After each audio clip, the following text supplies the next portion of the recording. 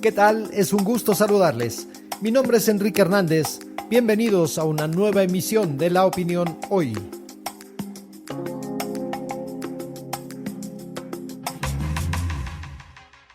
Israel está evaluando cómo será su respuesta a Irán tras el ataque del sábado 13 de este mes de abril. El primer ministro Benjamín Netanyahu agradeció el apoyo de sus aliados, pero dijo que su nación hará lo que sea para defenderse. Y justo allá en Tel Aviv se encuentra Jesús García, especialista en política, inmigración y asuntos nacionales de La Opinión, quien hoy nos acompaña para hablarnos del que sin duda es el tema más preocupante del momento a nivel internacional. Hola Jesús, bienvenido. ¿Cómo se están moviendo las piezas de este ajedrez mundial? El primer ministro de Israel, Benjamin Netanyahu, está enfrentando una presión importante, tanto del exterior como aquí en Israel. Yo me encuentro en Tel Aviv, donde, se encuentra en parte, de las sedes del gobierno de Israel, porque por un lado en el exterior se está cuidando que no haya una escalada que pueda desatar una guerra regional en el Medio Oriente, pero por otro lado en Israel hay voces en el gobierno y también de organizaciones, digamos, civiles y de la opinión pública aquí en Israel que están buscando que haya una respuesta por parte del gobierno de Netanyahu al ataque de Irán que ocurrió el sábado pasado, como una forma también de dejar claro que se tiene que responder a esa agresión. Hay que considerar aquí que Estados Unidos también ya dejó muy claro, el gobierno del presidente Joe Biden, que no se sumaría a un ataque que pudiera realizar Israel en contra de Irán, si es un ataque directo o en alguna de las posiciones, digamos, que tenga estratégicas en algún punto. Estados Unidos no quiere enfocarse, digamos, a un ataque directamente con Irán justamente para evitar esta escalada. Sin embargo, aquí hay otro factor, hay nueva información sobre un avance que tiene Irán en armas nucleares que podría incluso cambiar, digamos, la posición de los países. Lo que tenemos en concreto en este momento y justamente cuando estoy acá yo en Israel, el gobierno del presidente Joe Biden y el G7 liberaron nuevas sanciones contra Irán, pero también están buscando o viendo qué es lo que decidirá el Benjamin Netanyahu aquí en Israel. Por demás interesantes los escenarios que se le han generado a los Estados Unidos respecto a Irán, pero también respecto a Israel, los dos países en conflicto. ¿Cuál es la postura que ha manifestado la comunidad internacional? Bueno, la postura es que ellos no están buscando que haya un ataque, una reacción por parte de Israel. Sin embargo, el primer ministro justamente hoy, yo he estado ya en contacto, digamos, con funcionarios israelíes que nos han estado reportando directamente las siguientes decisiones y entre las cosas que habló directamente el primer ministro con sus aliados, de algún modo también son parte de su alianza que tiene en Europa, como el Reino Unido. Habló con el primer ministro del Reino Unido y él reconoce que, hay preocupaciones por parte de sus aliados fuera del país y también le han sugerido algunas acciones. No reveló qué acciones, sin embargo, Netanyahu dejó muy claro que Israel tiene el derecho y quiere defender su derecho a actuar y defenderse a sí mismo de las agresiones. En este caso, en particular lo que está ocurriendo tanto en Gaza y por supuesto relacionado con Irán. No hay una decisión final y esto es importante remarcarlo. Israel no ha tomado una decisión final y hoy justamente hablando con un experto que es considerado uno de los principales expertos en la relación entre Israel e Irán, señala que podría haber alguna acción, no necesariamente directamente en Irán, sino que podría ser posiblemente en Siria o en algún punto estratégico que afecte alguna instalación o algún elemento relacionado a Irán.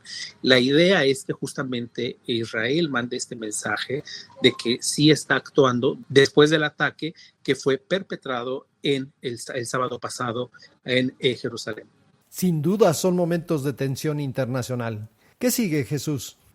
Hay que estar muy atentos porque esta decisión no va a ser inmediata. Yo creo que podría tardar unos días y quizás por lo menos una semana como mínimo, porque como te señalo, hay mucha presión porque podría haber, después de esos reportes sobre lo que está ocurriendo con Irán, algún tipo de escalada, y no solamente que afecte, digamos, el tema, lo que está ocurriendo aquí en Medio Oriente, y que escale justamente a una guerra regional, sino que incluso avance a otros puntos. Aquí hay otros elementos. Hay que recordar que Irán tiene como un aliado importante a Rusia, que es un elemento adicional en esta ecuación. Entonces, por supuesto, Estados Unidos está vigilando exactamente cómo está actuando Netanyahu, cuáles serían los siguientes pasos. Una de las cosas que nos señalan los expertos y que nos deja muy claro, es decir, algo que sí tenemos que tener mucho en consideración es que este experto de la Universidad de Tel Aviv señala que finalmente Israel no tomaría una decisión sin haber consultado o tener un aval por parte de los Estados Unidos, principalmente porque en este momento el Congreso también está tomando una decisión importante de aprobar un proyecto presupuestal que enviaría miles de millones de dólares de ayuda adicional militar a Israel. Definitivamente habrá que tener la vista muy atenta a lo que suceda en este caso. Por lo pronto yo te agradezco estos minutos y tus comentarios, Jesús. No, muchas gracias a ti, aquí un gusto estar aquí como siempre y perdón, la señal es complicada aquí en Tel Aviv. No te preocupes. Escucharon la voz de Jesús García aquí en La Opinión Hoy. Estás escuchando La Opinión Hoy, un podcast que hacemos los periodistas de La Opinión cada mañana de lunes a viernes. Si te gusta, suscríbete por favor en tu servicio favorito de podcast. La brillante carrera que Sergio Checo Pérez ha tenido en la Fórmula 1 ha generado un involucramiento de la afición mexicana como nunca se había vivido en el deporte motor. Y la próxima gran estrella azteca ya se encuentra a la caza de una oportunidad para conseguir un asiento en la máxima categoría del automovilismo mundial. Patricio Ward, el piloto del equipo Arrow McLaren Speed en la IndyCar Series, es también el piloto de reserva de la escudería McLaren en la Fórmula 1 por detrás de Lando Norris y Oscar Piastri, y está a la espera del momento de ser llamado y empezar a construir su propia leyenda en el máximo circuito. Nuestro compañero Ricardo López Juárez, editor de deportes de La Opinión, sostuvo una amena charla con el piloto regiomontano, en donde éste le hizo saber cuánto anhela esta oportunidad y hoy nos acompaña para comentarlo. Bienvenido, Ricardo. ¿Qué tal, Enrique Hernández? Gusto de saludarte a ti y a toda la gente de La Opinión Hoy. Las palabras de Pato O'Ward son: la Fórmula 1 me sigue coqueteando. Y es muy interesante. Ese es un gran piloto que comenzó su idilio con la velocidad a los 6 años. Pato se enamoró del automovilismo y ha hecho una carrera muy interesante, Enrique. Fue campeón de la Indy Lights en 2018. Hace un par de años fue segundo lugar en las 500 millas de Indianápolis, lo que ya mencionaste con Arrow McLaren. Y la Fórmula 1, obviamente, pues es el sueño de cualquier piloto. Se me hizo muy interesante lo que nos explica Pato acerca de por qué no llegó antes a la máxima categoría, un tema que salió de sus manos, y también lo seguro que se siente acerca de esa oportunidad si un día la recibe. Escuchemos palabras del piloto mexicano, Pato O'Ward. Yo creo que lo más frustrante que me ha tocado es y que me sigue coqueteando, la Fórmula 1 me sigue coqueteando. En el 2019 estuve a una decisión fuera de mi control para entrar a la Fórmula 1. Yo estaba firmado con Red Bull para entrar en un asiento ese 2019 como a mediados de temporada y no se hizo porque la FIA no me dio mi superlicencia, que es la licencia que necesitas para poder entrar a Fórmula 1, porque no me quisieron contar mis puntos de mi campeonato de Indy Lights. Y pues no que me dé risa, pero lo que más me da como ansia de eso es de que me sigue coqueteando, me sigue como que jalando, ¿no? Pero lo que yo le he dicho a la gente, pues digo, yo también estoy contratiempo, ¿no? Ya tengo 24 años, yo creo que tengo 2, máximo 3 años para que esa puerta se abra y pues lo viví con IndyCar. Si nadie te abre esa puerta, nunca vas a tener esa oportunidad. Alguien te tiene que creer en ti para que se abra esa oportunidad, como a mí se me abrió cuando corté con Red Bull, porque no se hizo lo de Fórmula 1 y me dieron la oportunidad en McLaren, más bien Zak Brown, y pues hasta hoy en día no se ha arrepentido. Entonces yo sé que va a ser lo mismo en Fórmula 1. El problema es, tienes que entrar al círculo para que ya estés en pláticas, ¿no? Eso es lo más difícil. Ahí están las palabras de Pato, que es de Monterrey, que se dice muy mexicano, aunque su nombre es irlandés, su apellido es irlandés. Él dice que tiene la bandera mexicana marcada ahí en la espalda como un ancla, es lo que él dice se identifica como soy raza, y le encanta correr enfrente de los fans mexicanos, que por cierto, Enrique, hay muchos que lo siguen en la serie IndyCar. Fíjate que quienes hemos tenido la oportunidad de verlo en la pista, es un piloto con muchas aptitudes, mucho talento, pero justo lo que le ha venido sucediendo es lo que a veces sucede, estos imponderables que van más allá del talento y la capacidad. Y esta es la única razón por la que Pato O'Ward hoy todavía está en espera de esta oportunidad en el máximo circuito.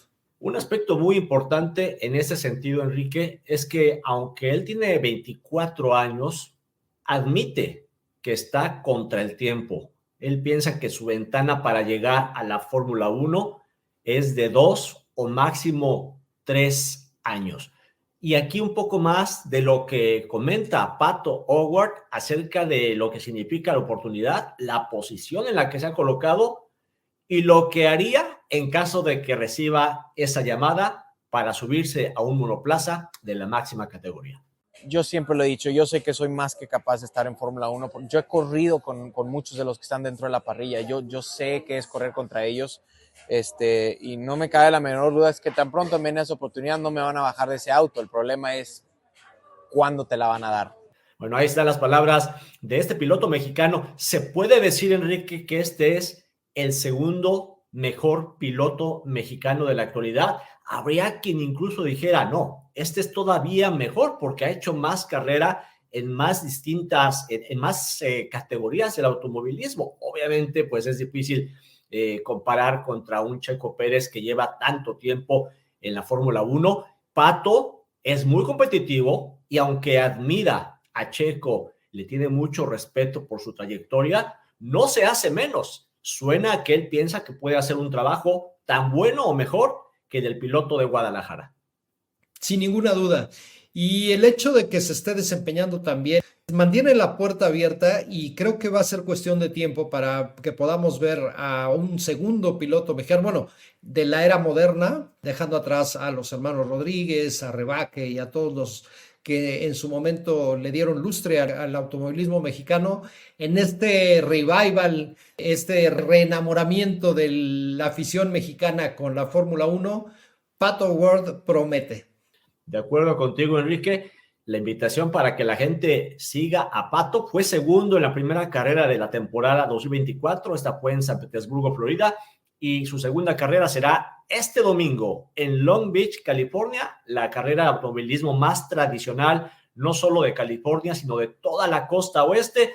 No le ha ido bien a Pato, no le ha ido muy bien en este circuito callejero que es tan divertido. Esperemos que logre una victoria porque su sueño es ganar en Long Beach, ganar las 500 de Indy y después brincar a la Fórmula 1. Enrique, muchas gracias. Seguiremos la pista de Pato O'Ward. El agradecido soy yo, Ricardo. Muchas gracias por tu compañía. Hola mis amigos de La Opinión, yo soy Pato O'Ward, piloto de la IndyCar para McLaren en el carro número 5. Los invito al Gran Premio de Long Beach del 19 al 21 de abril 2024. Y sueños como piloto para mí es ser campeón de la Indy 500, ser campeón de la IndyCar y luego tomar un rato en Fórmula 1. Hola, ¿qué tal? Mi nombre es Brenda García y es un gusto saludarles en este Pulgar Arriba. Hoy les cuento que durante un juego de los Cleveland Monsters, equipo de la American Hockey League, un fanático se estiró para bloquear un puck, nombre que recibe el disco con el que se juega dicho deporte, que salió disparado desde el hielo hasta la cabeza de un niño de 4 años llamado Nasir. Posteriormente, durante esa noche, sentada en la cama, la madre de Nasir, Asia Davis, se puso a pensar qué habría pasado si el fanático no hubiera estado allí. Decidió intentar encontrar al hombre en las redes sociales para ofrecerle al menos otra ronda de gratitud o preferiblemente una comida y entradas para otro juego. En TikTok, su video implorando al fan anónimo que se comunicara con ella recibió más de 4 millones de visitas y, efectivamente, llegó al feed de Andrew Podolak. Fue una noche como cualquier otra cuando Asia y Nasir Davis, así como Andrew Podolak, asistieron al partido de los Monsters, el club afiliado oficial de los Columbus Blue Jackets de la NHL, a los playoffs. Faltando un minuto, Davis, de 33 años, sacó su teléfono inteligente para registrar los emocionantes segundos finales del partido antes de que un jugador desviara un pase que salió disparado entre la multitud. Davis no tuvo tiempo de reaccionar y Nasir ni siquiera vio el disco. Afortunadamente, Podolak lo hizo y, lanzándose desde una posición sentada con los brazos extendidos, evitó que éste golpeara la cabeza del niño. Con los sentidos adormecidos aún por la adrenalina, bromeó entonces con Podolak, diciéndole que debería ser portero y le pidió que posara para una foto con Nasir sosteniendo el disco que le habían ofrecido algunos niños de los asientos de atrás. Sin embargo, al salir de la arena, la realidad de lo que había sucedido se hizo presente y comenzó a sentirse enferma.